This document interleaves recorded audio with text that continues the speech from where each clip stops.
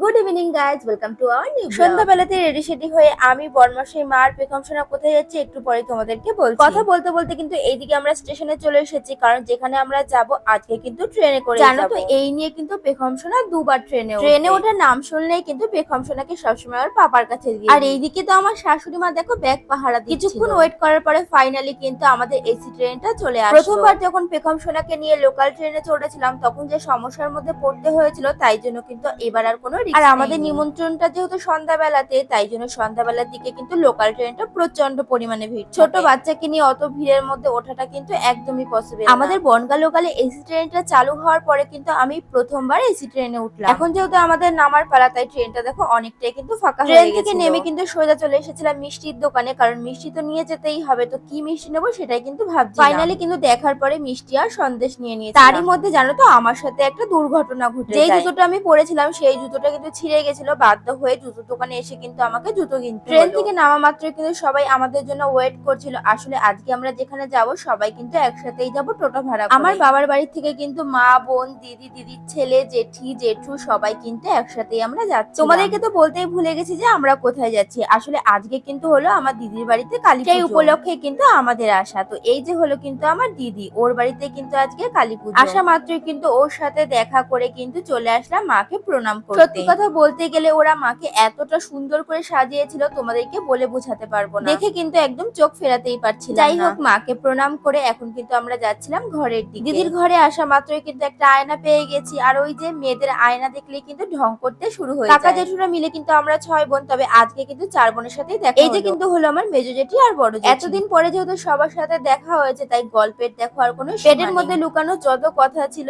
সব কথাগুলো না শেয়ার করতে পারলে কেন জানি না পেটের ভাত আর হজম হচ্ছিল না। পেটের কথা বলতে বলতেই কিন্তু আমাদের পেয়ে গেল খিদে, তাই জন্য কিন্তু এখন চলে আসলাম সবাই মিলে খেতে। যেহেতু মামামকে নিয়ে এসেছি তাই জন্য কিন্তু আমাদের তাড়াতাড়ি বাড়ি যেতে হবে। ওই যে বললাম অনেকদিন পরে দেখা হয়েছে, তাই দেখো খেতে বসেও কোনো শান্তি নেই। সত্যি আমাদেরকে এইরকম ভাবে লোক দেখলে কিন্তু সত্যি বলবো যে আমরা পাগল হয়ে গেছি। এতটাই পরিমাণে আমরা গল্প করি আর মজা করি। জানো তো আমাদের বোনদের মধ্যে ও কিন্তু সব থেকে আমাদের ছোট বোন। প্রসাদ হিসাবে কি কি খেলাম চলো তোমাদেরকে এক একটা করে। ফ্রাইড রাইস, তার সাথে ভেজ ডাল, আর ছিল কিন্তু কাশ্মীরে আলুর দম, চাটনি, পাপড়, আর তার সাথে কিন্তু ছিল রসগোল্লা। খাওয়া দাওয়া করে কিন্তু আমরা আবার ঘরে চলে এসেছিলাম, কারণ সবার কিন্তু এখনো খাওয়া দাওয়া হয়। আর এইদিকে দেখো আমাদের দিদি বোনদের পাগলামি কিন্তু একদম শুরু হয়ে গেছে। যেখানেই যাক না কেন সেলফি আর ফটো না তুললে কিন্তু একদমই চলে না। শুধু কিন্তু আমরা গল্প করছিলাম না, দেখো মা কাকিরা সবাই মিলে কিন্তু এখানে গল্প করছে। ওরা ওইদিকে গল্প করুক, বোন আর আমি মিলে কিন্তু একটু উপরে চলে আসলাম। উপরে যেহেতু দিদিদের ঠাকুর ঘর, দেখো এখানে কিন্তু মায়ের জন্য ভোগ রান্না করা হচ্ছিল। মোটামুটি কিন্তু পুজোর জন্য সবকিছুই গুছানো হয়ে গেছে। কিন্তু আমাদের বাড়ি যাওয়ার পালা, তবে শ্বশুর বাড়ি নয়। কোথায় যাচ্ছি সেটা কিন্তু তোমাদেরকে নেক্সট ব্লগে শেয়ার করে দেবো। তো চলো সবাইকে টাটা, বাই বাই।